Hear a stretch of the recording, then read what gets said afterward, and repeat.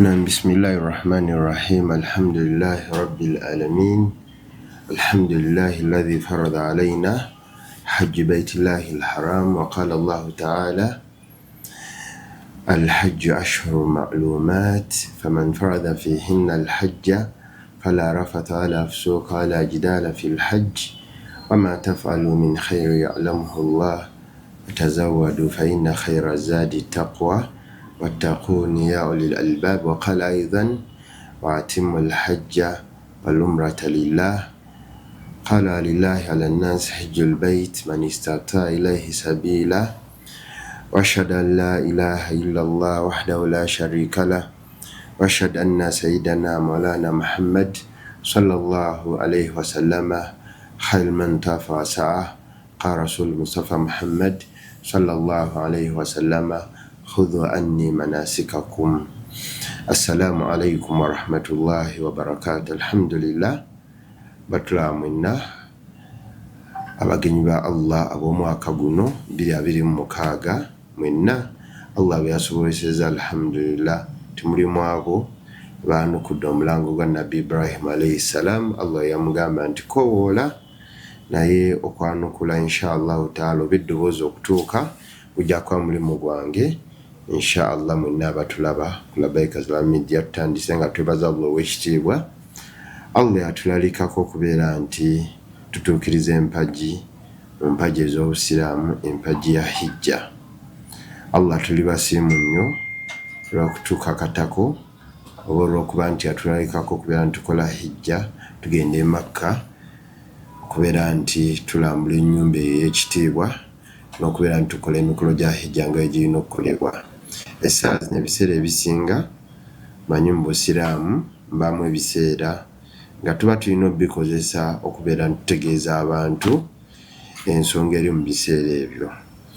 Tuli mu Shawwal, nnaku z'omwezi ziringa 11 oba 12, ekiraga nti mu butuufu tuyingidde ebiseera byennyini ebya hijja, era ke kaseera akatuufu ak'okuba ntwogera ku hijja.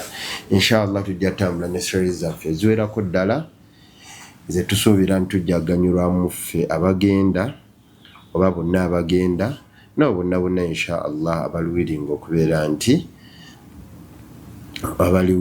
okubeera nti inshallah taala bagenda e Makka, kuba ffenna hijja nga yo mpagi ku ffe ffenna abasiraamu. So bw'oba tugenze mwaka guno bino ebintu ojja kuba obyetaaga, bw'oba tugenze mwaka guddako ojja kubeera weetaaga okubeera nti ogenda. So inshallah taala tuleete nniya tutugenda nga tambula ffenna wamu tulabe hijja kyeki, tulabe obulungi bwa hijja, tulabe omuntu ateekebwa kweteekateeka atya, kuba Allah ye yamala ddo tulalikako yatugamba atimul hajja wal umrata lillah, atugamba perform hajji and umra, nti mukole hijja ne umra.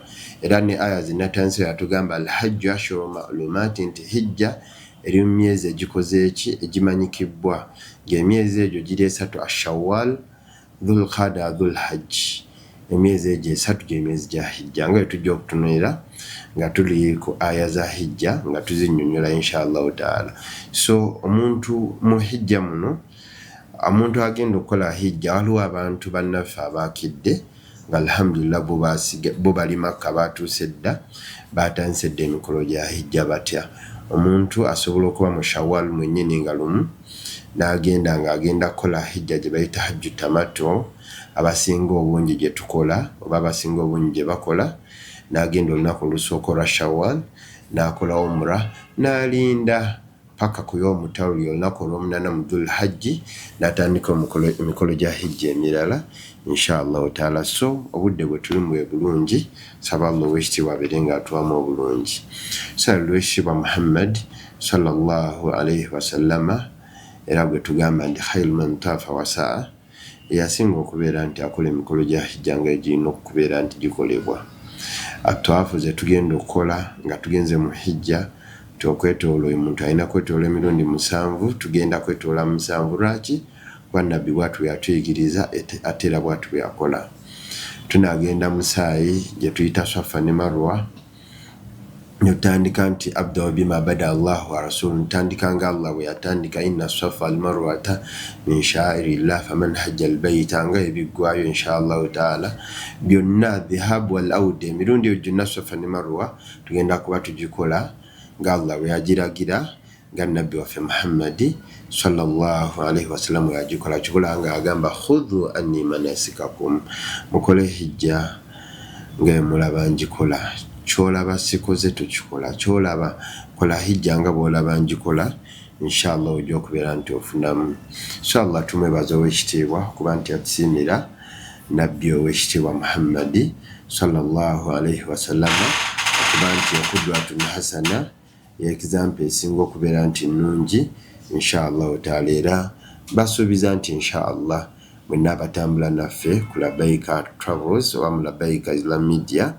nga tugenda otambula ku Labaika Travels tugenda gezaako okubeera nti tukola nga nabbi waffe Muhammadi sallallahu alaihi wasallam bwe yakola kuba ibada tawkifiya ibada zonna tulina ekigambo ekigamba nti tawkifiya tuzikola nga nabbi bwe yakola tetwongeramu tetukendeezaamu tetuteekamu magezi mangi wabula tubuuza nabbi bwatu bwe yakola nabbi bwatu bwe yakola nabbi bwatu bwe yakola aba nabbi bwe yakola nga tugamba alhamdulillah naffe bwe tugenda okukola inshallah taala kyobola nga tuvaayo tujje tuyongera okubeera ntwejjukanya tusoma engeri omuntu gyalina okubeera nti yeteekateekamu okubeera nti akola hijja gye tuyita alhajjul mabrur alladhi laysa lahu aljaza illa aljanna hijja Allah gyagenda okukkiriza etaliiko mpeera yonna okuleka empeera ey'okubeera nti omuntu agenda kuyingira ejjana inshallah taala omuntu alistidalul hajjul mabrur omuntu yandyeteeseteesa atya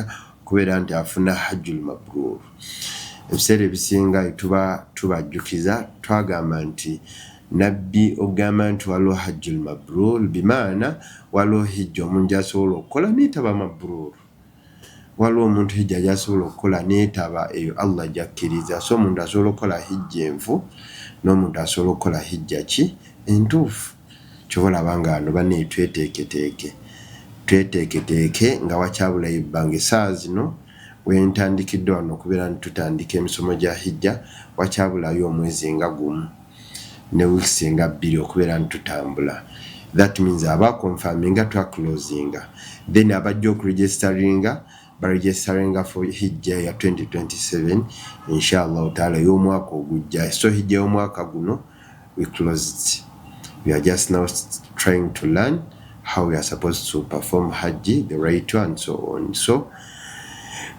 mu mbeera yonna kyetunoonya kye bayita hajjul mabrur Abdullah bin Umar mu phrase gye nsinga okubeera ndi nkozesa nnyo yajja n'abuuza yajja eri famire ye abantu bajja ne bamugamba nti mu butuufu n'abagamba example gy'abaya bagamba nti abantu abazze okukola hijja bangi nti abantu abazze okubeera nti balambula bangi nga bazze okubeera nti bakola hijja yagamba abazze okukola hijja bangi newabula bahaji abafunye hijja Allah gyagala gye bayita hajjul mabrur batini nnyo awo kyekintu kye tulina okubeera ntwegendereza sabe Allah ow'ekitiibwa ffenna inshallah taala bagenda okukola hijja ayazukuna abire nga atugabirira ne hajjul mabrur hijja Allah gyagenda okukkiriza etayina mpeera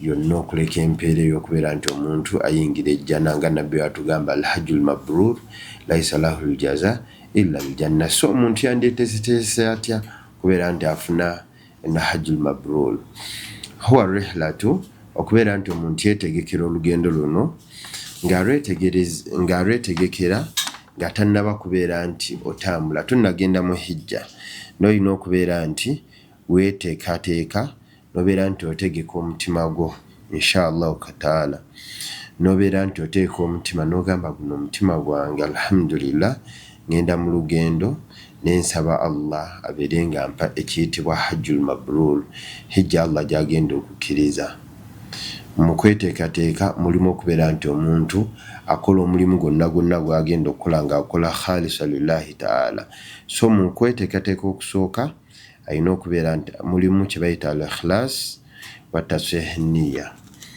At-tasih niyya, al-ikhlas wa tasih niyya, kubeera nti omuntu agenda kubeera nti agezaako nnyo okubeera nti kati in case kuffe abagenda otambula inshallah taala essaawa zino wandibadde ogezaako nnyo okubeera nti ebintu byonna byonna obikyusa, embeera yonna yonna ogikyusa, ogamba nti luno olugendo nsaba Allah abeere nga alukkiriza, lubeere khalisa lillahi taala. Ejal niyatka khalisatan lillahi taala, fuula bigendererwa byo mu kukola hijja eno bifuuke nga byonna byonna okola lillahi taala kulwa Allah, okole ng'osubira thawabu min Allah, okole ng'osubira nti empeera ogenda zijja waani wa Allah. Era la tatlubu lmadhu nnansi, tosuubira nti tokola nti nkola abantu babeere nga bakola ki bampaana, bal atlubu ridha Allahi taala, wabula kola ng'oyagala Allah abeere nga akusiima.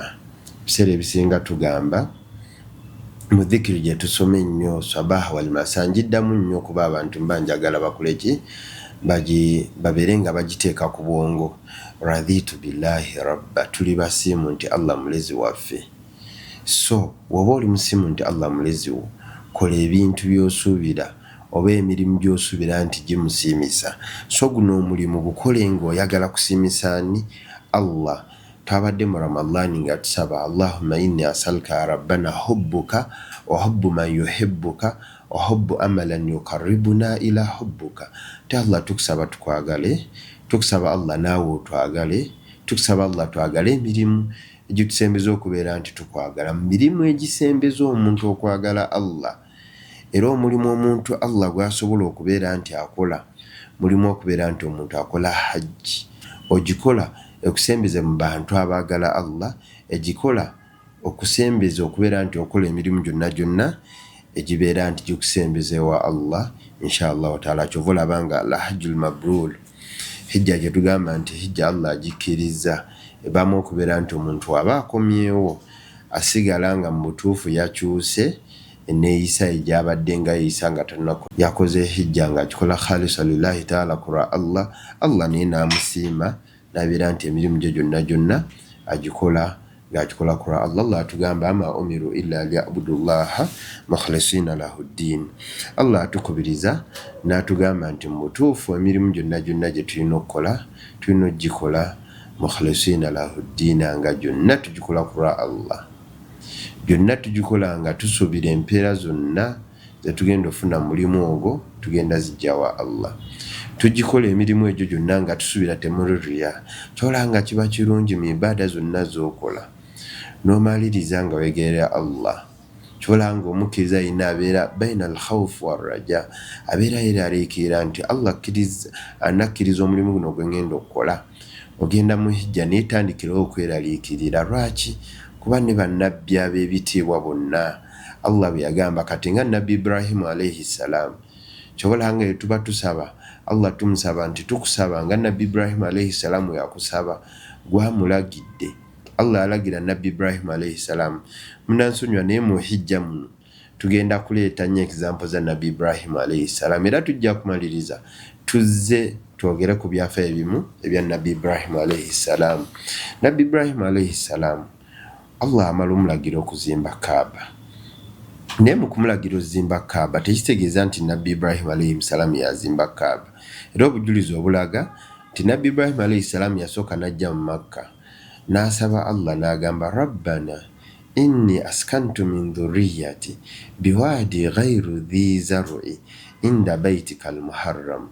Nabbi Ibrahimu alayhi salaam yajja mu Makka omulundi ogwasooka n'asaba Allah n'agamba rabbana, mazima ddala Allah gwe omulezi wange. Kyolanga mu kusaba okulungi kwonna mulimu rabbana. Rabbana bakubiriza bannayi mu kusaba kwaffe kwonna kwe tusaba Allah tubeemu nga tugamba rabbana ay Allah gwe omulezi waffe.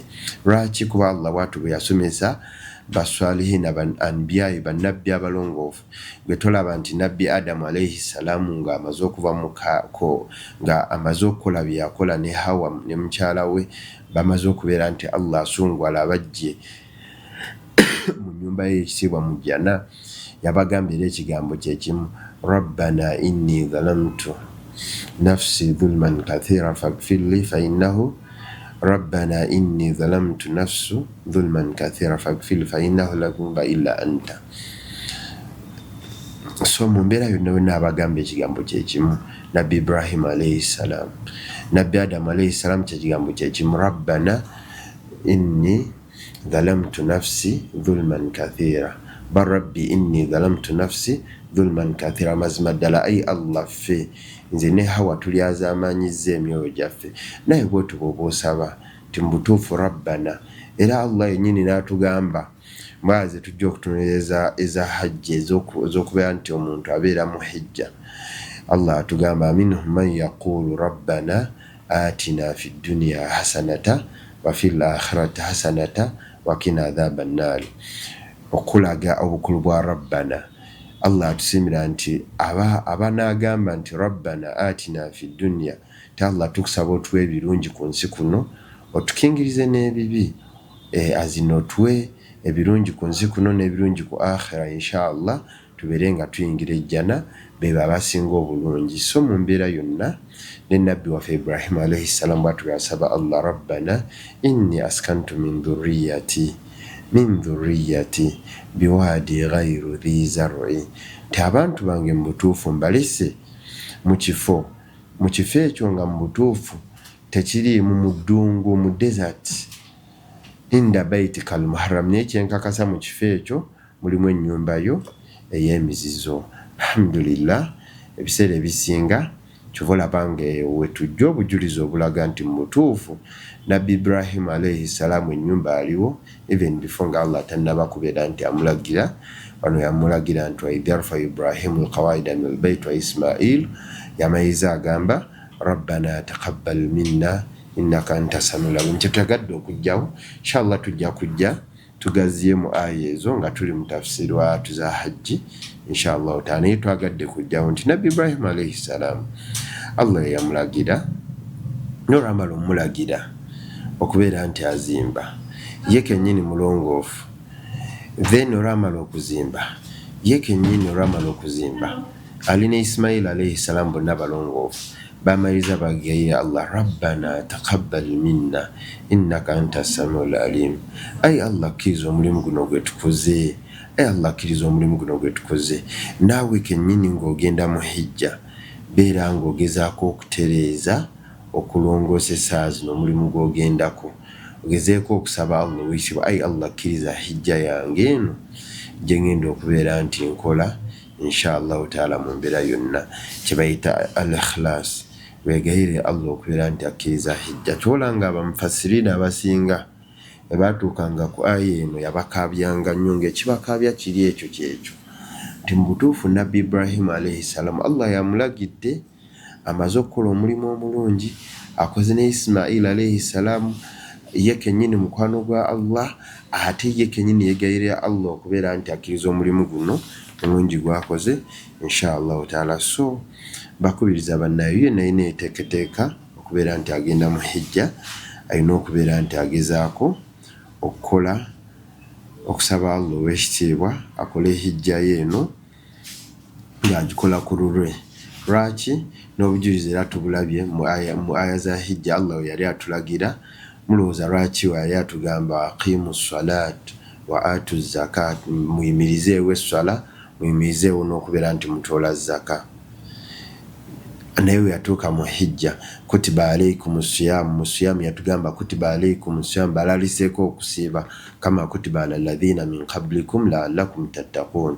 Mbeere nga muli mu abo abagenda okubeera nti oluvannyuma lw'okusiiba mugenda sigala mu ntya musobole okugendera ne mu hijja ne mu umra n'okukola ibaada zonna endala.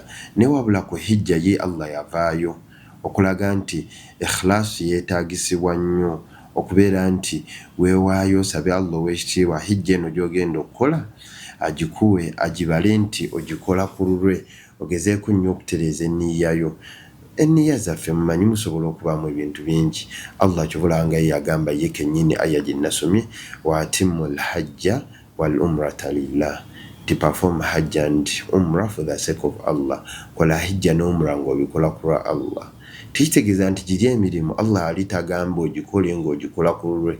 Ne wano muhijja avayo yennyini n'akikulaga n'agamba atimul hajja wal umrata lillah, mukole hijja nga mugikola kulwa Allahu jalla waala ow'ekitiibwa. So kyobalaba nga tuvuddeyo tugezeeko okubeera nti twejjukanya inshallah taala. So mbakubiriza baganda bange tugezeeko nnyo okubeera nti twegendereza tukole hijja ffe nga tugikola kulwa Allahu jalla waala. Gwe agenda omwaka guno n'anaagenda emyaka egiddako tandika okweteekateeka ogambe nti hijja yange yonna gye ngenda okukola oba ngikola mwaka guno oba guddako ngenda kuba nti ngikola kulwa Allahu jalla waala. Kyobalaba nga mu dduwa z'olina okusaba gwe yeeteeseteese olina osigala ng'osaba Allahumma in dakhala shaqqa wannifaaka, gwe yasasuddeyo ssente, gwe yeeteeseteese, gwe saawa zino ali mu programu ey'okugenda, gwe saawa zino atandika okubeera nti oyagala kubeera nti osasulawo kyonna ky'osasulawo mu hijja.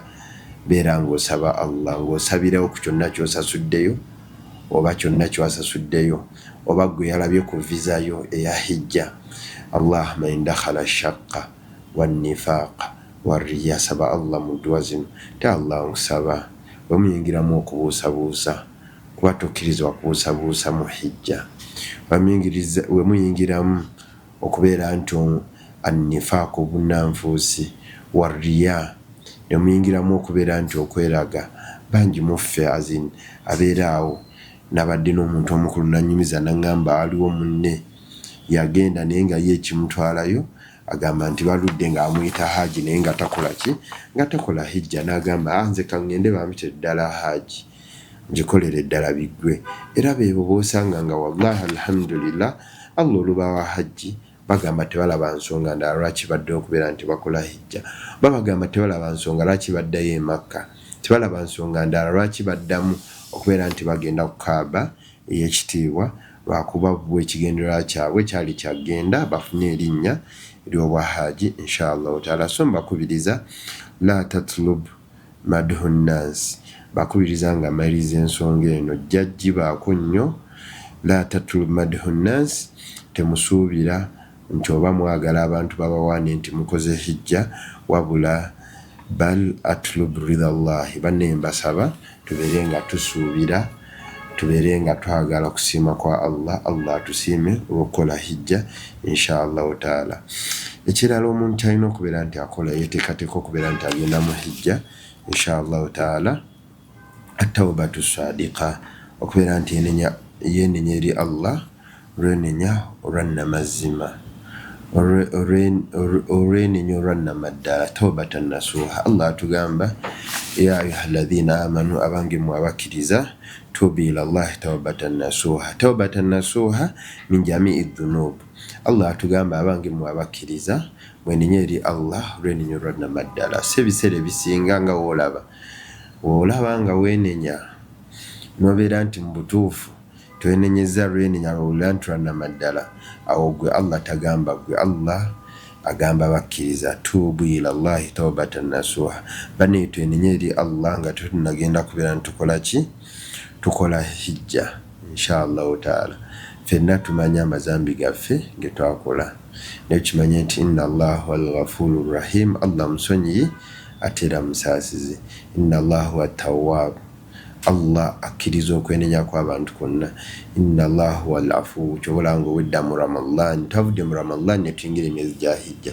Ne mu dhikiri nabbi, mu dduwa nabbi gy'agamba Aisha maama waffe okubeera nti gye twabadde tuyitiriza nnyo okwogera Allahumma innaka afuwun karimun tuhibbul afwa fa'fu anni. Allah gwe musonyi oyagala nnyo okusonyiwa, Allah tukusaba naffe obeere ng'otusonyiwa nga bw'oyagala ennyo okusonyiwa. So mu mbeera yonna bakubiriza baganda bange mwenna abagenda mu hijja oba abeeteekateeka okubeera nti saa yonna yonna bakola hijja, kuba hijja mpagi buni al-islamu ala khamsa, dini obusilamu yazimbwa ku mpagi 5, shahadatan la ilaha illallah wa anna muhammadan rasulullah wa iqamu ssala, kubeera nti omuntu akkiriza nti teri asinza mukafuba okusinzibwa okuleka Allah la ma'budu bihaqqi illallah wa anna muhammadan rasulullah, n'okkiriza nti nabi muhammadi sallallahu alaihi wasallam baka wa Allah, n'obeera nti okuyimirizaawo essala, okutoola zaka, wasoomu ramadan, n'okusiba omwezi gwa ramadan, Allah ey'ekitiibwa ey'emizizo inshallah taala. So mbakubiriza baganda bange nge mukimanyi nti eno mpagi z'obusiraamu tandika okweteekateeka okubeera nti tugikola, naye weeteekateeka ng'omanyi nti olina okwenenya amazambi g'obadde wakulembeza okubeera nti okola inshallah taala. Mazambi mangi tugamanyi, ag'obwenzi, amazambi g'obubbi, okugeya, ogw'okulyazaamanya, amazambi gonna inshallah taala ngayo tugamanyi alhalalu bayin walharamu bayin. Ebintu ebiri halali bitegerekeka n'ebiri haramu bikolaki bitegerekeka inshallah taala. So mu mbeera yonna twenenye, abagenda mu hijja mbakubiriza bane twenenye, tutandike kati mu Shawwal, mu Dhulqaada nga tunnasimbula, tugende tutuuke wa Allah nga mutuufu, Allah atusonyiwa dda inshallah taala. Tulina okubeera nti omuntu yeeteekateeka okubeera nti agenda mu hijja, radal huquq ila ashabiha, kubeera nti ozzaayo ebintu azina obuvunaanyizibwa bwo, evunaanyizibwa ebintu by'olina okuzzaayo eri abo bannannyini baabyo mu mbeera yonna. Tulina kubeera nti okolaki olyazaamanya mu mbeera yonna, olina okutuukiriza obuvunaanyizibwa bwo nga olina okubeera nti obutuukiriza nga tonnagenda mu kubeera nti okolaki okola hijja. Tugamba nti nze kasa ngenda ku hijja ndyazaamanye bano bye ndyazaamanya, fune ssente ezigenda mu hijja. Tugamba nti lwakuba ngenda mu hijja kandika abantu bewaka wange nga babonaabona lwakuba ngende mu hijja. Tugamba nti nze lwakuba ngenda mu hijja school fees weno ttaamu, tugeze olina abaana kwa Shamsi nti eno ttaamu sigenda basasulira abaana bonna lwakuba ssente nzigenze mu hijja. Tebikwatagana, sooka osasule by'oteekebwa okubeera nti osasula, sooka ozze ebintu by'abamulekwa. So togamba nti lwakuba ngenda mu hijja nfunye n'omukisa, nina muganda wange eyafudde kanjira nkozesa ku maali y'abamulekwa bano mbeere nga ngikozesa mugenda mu hijja. Abadan, tokola ekyo. Olina oyitiriza okubeera nti wegayirira Allah okubeera nti akusonyiwa.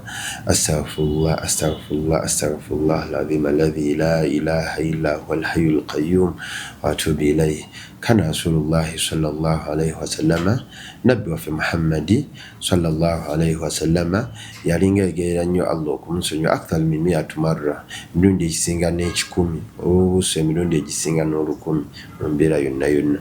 Banne mbakubiriza nga Allah yatugamba faqultu astaghfiru rabbakum innahu kana ghaffara. Allah atugamba dda nti mutuufu munegayire mbeere nti mbasonyiwa, mutuufu ndi musonyi. Innahu kana ghaffara yursili samaa alaykum midrara wa yumdidukum bi amwali wa banina wa yaj'al lakum jannati wa yaj'al lakum anhara. Allah atugamba tunamwegayira okubeera nti atusonyiwa, atusaasire, atusonyiwa amazambi gaffe gonna, ajja kuyitiriza okubeera nti atuwa, ajja tumalira ebyetaago byaffe, ajja tuwa abaana, ajja tuwa abazadde, ajja tuwa embeera ennungi. Ebiseera ebisinga nabadde ne Sheikh wange Sheikh Arafat e Makka, nanjukiza ayemu nangamba nti ate nno n'okubeera nti omuntu ayitiriza okubeera nti akola istighfar, yagaya Allah okubeera nti amusonyiwa, Allah yazid azina yongera kuwa mwongera amaanyi. Ebiseera ebisinga kati abavubuka mutrayinze ebintu bingi, mutrayinze emirondo, mutrayinze simanya chocolate, mutrayinze amadagala, mutrayinze buli kyagamba azina amajani, simanya biki, kamulali, ne bagamba ebinyeebwa, ne bagamba bikyosanga omuvubuka nga ali ku ntambiko y'ebinyeebwa. Tisimanya dokita yangambye wenanywa ntambiko y'ebinyeebwa nga mbisi, jakubeera nti amaanyi gakolaki geeyongera. Amaanyi tegagenda kweyongera bwe gatyo, amaanyi gasobola kweyongera okusingako naawo ng'oyitiridde okubeera nti okola kye bayita istighfar. Kola bukozi istighfar, alquwa amaanyi gagenda kubeera nti gakola ki geeyongera. Bantu mbeereyo mu maduuka buli ddakiika, gwe n'oba ng'oli wakakerenda wa kabisi wakakerenda wa mirundi wa buli kimu.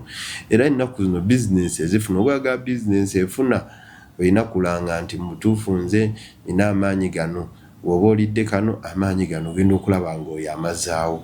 Mu mbeera yonna yonna nkuwa ddagala, eddagala lino nga lirisinga obulungi lyakubeera nti istighfaaru. Geyitiriza istighfaaru ojja kuwulira gwe lwaki owulira baseeka abasinga abakazi tebatera kukola ki alhamdulillah olw'okuba nti bayitiriza istighfaaru inshallah taala. Ekintu ekyokusatu kyokubeera nti omuntu yeteekateeka okubeera nti agenda mu hijja alina okubeera nti akola kye bayita okusoma taalam manasik al-hajj, kubeera nti osoma buto omuntu bw'akola emikolo gya hijja. Twatanse tugamba nabbi waffe Muhammadi sallallahu alaihi wasallam qudwatun hasana, the best example gye tulina yagamba khudhu anni manasikakum, mukole hijja ng'emulaba ngikola, rituals of hajj, emikolo gya hijja ng'eyo yina okubeera nti gikolebwa. Kyoba olaba ng'omuntu yenna agenda mu hijja taalam bikaifa yalina okubeera nti asoma butya bwayingira emizizo, butya bwayingiza ki emizizo, butya kaifa tatuufu, butya bwagenda okubeera nti akola kyakola tawaafu, watasa butya bwagenda okubeera nti akola swafa ne marwa. Ebyo byonna bino olina bisoma, olina okusoma bigambo ki emizizo giyingira otya, emizizo gya hijja bigambo ki byoyogera, gwawoleetera emizizo gya hijja kifo ki, butya bwengenda okubeera nti neetoloola wa Makka Madiina, neetoloola ki kyengenda okwetoloola, swafa ne marwa mbikola ntya, nkola dhihabu mulundi nahuda mulundi oba dhihabu yokka mulundi auda yokka mulundi. Mu mbeera yonna yonna olina okukola ki obikola ki obitegeera era bigenderera ki ebinkozesa bino ebintu inshallah taala nga Allah yatugamba. Olina okubeera nti era weeyongera marifatul amal, olina okumanya emirimu yawmul arafa, emirimu egikolebwa mu lunaku olwa arafa. So bana agenda mu hijja oba asuubira okubeera nti anaakola hijja mu mbeera yonna yonna, kuba ffenna hijja mu butuufu mpaji ez'obusiraamu, olina okumanya emirimu egikolebwa mu Arafat. Wahuwa damu arkanul hajji, kuba yempaji enkulu ennyo mu mpaji eza hijja, kuba nabbi waffe Muhammadi sallallahu alaihi wasallam agamba al-hajju arafa, hijja arafa. So oteekebwa okubeera nti omanya emirimu egikolebwa mu Arafa. Marifatul amal mina Muzdalifa, olina okumanya emirimu egikolebwa Mina ne Muzdalifa inshallah taala.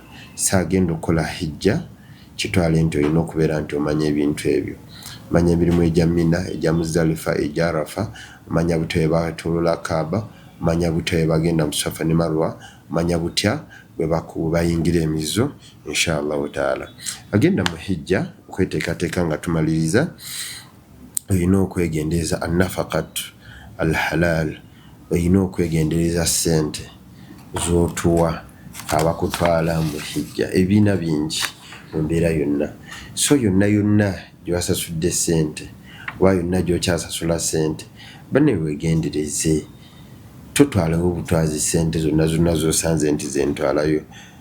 So weegendereze nnyo, ihrisan yakun malil hajji tayyiban, weegendereze nnyo, osabe nnyo Allah, ogezeeko nnyo okubeera nti buli ssente gy'otadde mu lugendo olwa hijja, ssente eyo nnyonjo nnungi inshallah taala. Ng'era tugenda okulaba mu kuzimba Kaaba, ssente zaagana okubeera nti eza halaali ziwera ne bazimbako paati nga bazimba, naye nga beegendereza ate nga bo bali mu jahiliya, n'olwo ffe essaawa zino inshallah taala. So weegendereze nnyo ssente z'otuleetera ffe abakutwala mu hijja. Njukira waliwo omwaka waliwo omukyala ali agala kugenda mu hijja naye nga ssente ze, nankubira essimu nga ssente wallahi amakubo zaagala ozijjamu za haramu, ne mugamba atokikola alisi gireke hijja togikola.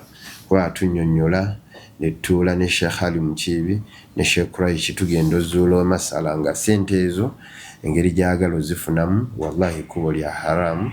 Ne tumugamba tetujja kukola nawe hijja bireke sooka olwane sente za halali ziwere inshallah tujja kutwala inshallah taala so mu mbeera yonna weegendereze nnyo sente ezikutwala mu hijja oba nnyonjo oba za halali mu mbeera yonna n'ekirala kuba Allah w'ekitiibwa fallahu tayyib la yaqbalu illa tayyib kuba Allah muyonjo Allah mulungi taagala kintu kyonna kitali kiyonjo era takkiriza kintu kyonna kitali kiyonjo so neegezaako okubeera nti weegendereza inshallah taala omuntu agenda mu hijja olina okubeera nti weeteekateeka okubeera nti ogenda kubeera mugumiikiriza nnyo mu lugendo lwa hijja era ebiseera ebisinga mbakubiriza obanga toredde gumiikiriza inshallah taala sabayo sente zo mu lugendo lwa hijja obireke togenda onaagenda mu ibada endala teri ibada erimu bugumiikiriza nga ibada ya hijja n'obanga oli mu first class kino nkikubuulira n'obanga asasudde emitwalo emeka egya $, n'obanga asasudde kyenkanawa twala hijja etali musaburu ate nga wallahi emirembe gino egyaffe gye tubatambuza ebintu byakyuka ebintu tugezezzaako nnyo sisitemu ogigonza okubeera nti at least kati eri yaddeko negwe genda taatawo ne maamawo nejja gyoba kunyumize ku hijja oba umra ze baakola emyaka 15 emabega ebisinga byonna bigonze buli kyonna kyofuna mu mbeera ya hijja n'umra wallahi beera mugumiikiriza era omuntu yenna n'agenda mu hijja okubirizibwa okubeera nti otandika kati okweteekateeka okubeera nti oyingiramu kye bayita obugumiikiriza eno nawo ngiyita asabula ala taatillah ebiseera ebisinga nkiyita kubeera nti omuntu agumiikiriza mu kugondera Allah kuba ebiseera ebisinga oba ogenda kugumiikiriza mu ibada ya hijja oba ogondedde Allah so mu bugumiikiriza obwo bugenda kwetaagisibwa nnyo kuba mu hijja mulimu okukoowa kungi okukoowa kutya oyinza okuba nti mulimu okuva e Muzdalifa ebiseera ebisinga omuntu etumugamba Muzdalifa abalowooza kutambula wano ne wano mulimu okuva e Muzdalifa okudda ku kiwaji okuba ekiwaji mulimu okuva ku kiwaji okukoma e Muzdalifa mulimu okuva e Mina okudda mu Arafa mulimu okuva e Makka wennyini woogenda okusula okudda e Mina y'omutaruya mulimu okuva e Makka womba gye wasoose okudda e Madiina byonna ebyo nga byetaaga ekiyitibwa asabru kibayita obugumiikiriza so mbakubiriza baganda bange inshallah taala mu hijja okubeera ntumu abagumiikiriza era nsonga asabru tujja gigaziyamu nga tuli mu kusomeera inshallah buti omuntu bwafuna hajjul mabrur inshallah taala omuntu alina okweteekateeka n'okubeera nti atandika kati okulongoosa empisa ze beera wa mpisa okutandika n'essaawa zino okutandika neero gwe wenna agenda mu hijja wandibadde essaawa zino tobeera na mbeera yonna bukambwe yogera n'agenda okutwala ng'ogera naye bulungi nga muteesa naye bulungi mu mbeera ennungi ssaawa zino emyezi gya hijja gyatandise era tujja kulaba amasala nti hijja eno era tujja genda okulaba nga hijja etandika wano ng'emyezi kitandise si nti ng'ogenze etandika na wano ng'emyezi kikoze ekigitandise Shawwal nga olidde omaze okuwaayo ssente awo nawonna oba otandise hijja so weegendereze nnyo husnul khuluq empisa nabbi waffe Muhammadi sallallahu alaihi wasallam gwe tukoppa empisa za Aisha atugamba zaali Qur'an naye weetunulemu ogambe empisa zo Qur'an so tubeere n'empisa abagenda mu hijja inshallah taala tulekeraawo okulowolereza abaseeka abatutwala obeeraawo n'omutunulamu n'ogamba seeka ntwala musinga kino seeka ntwala talina kyalina seeka ntwala alabika nziba bubbi mulowolereza ebitaliimu lwakuba si bye mulimu singa bye mulimu mwantegedde baseeka bye bayitamu ebingi ennyo okubatwala e Makka okukola hijja inshallah taala so mbasaba abooluganda betwala e Makka babaseeka ababatwala mbeere nga mubawa ekitiibwa mbeere nga mugezaako okubeera nti bayisa obulungi mwogera nabo bulungi mukwatagana nabo bulungi zonna parts zikole parts zaayo kola part eyo neseka kole part yayo sobolo tuuka ku kyebayita hajjul mabrur inshallah kuba fenna gye tuba twagala nze abeera kutwala kyembanjagala kuba khidmatil mu'tamirin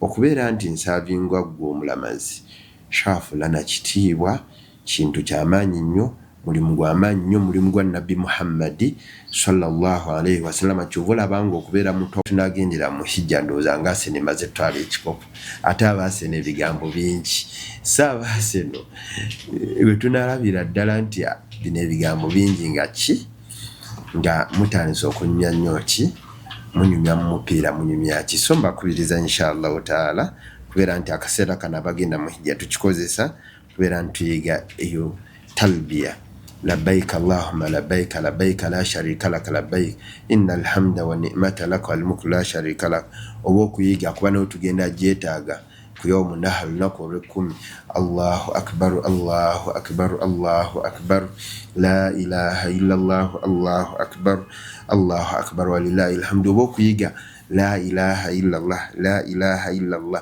oba okuyiga la ilaha illa allah wahdahu la sharika lahu lahul mulku wa lahul hamdu yuhyi wa yumitu wa huwa ala kulli shay'in qadir mumbera yonna isaa zino kyembakubiriza inshallah taala beteekateeka okubeera nti bakola hijja bemaliza nabyo asohbatu saliha omuntu yeteekateeka okubeera nti akola hijja weteekateeka okubeera nti ofuna emikwano emirungi gezaako okufunawo bennyini abagenda mu hijja buuza abalina experience mu hijja oyina banno nga badde omulundi gwa 10 oyina banno nga badde omulundi gwa 2 oyina banno nga bagenda mulundi gwa 2 mulundi gwa 3 gwa 4 gwa 5 oyina banno ababaddeyo bafuula emikwano gyo obeerenga obabuuza nti ngenda kukola ntya e Madina nina kukola nti obudde mukozese ntya hijja nga tugenda ogitunuulira ibaada erimu ebintu erimu okukozesa emaali erimu nebadani erimu okukozesa n'omubiri so ebiseera ebisinga oba weeteesiteesi ogenda tuuka eri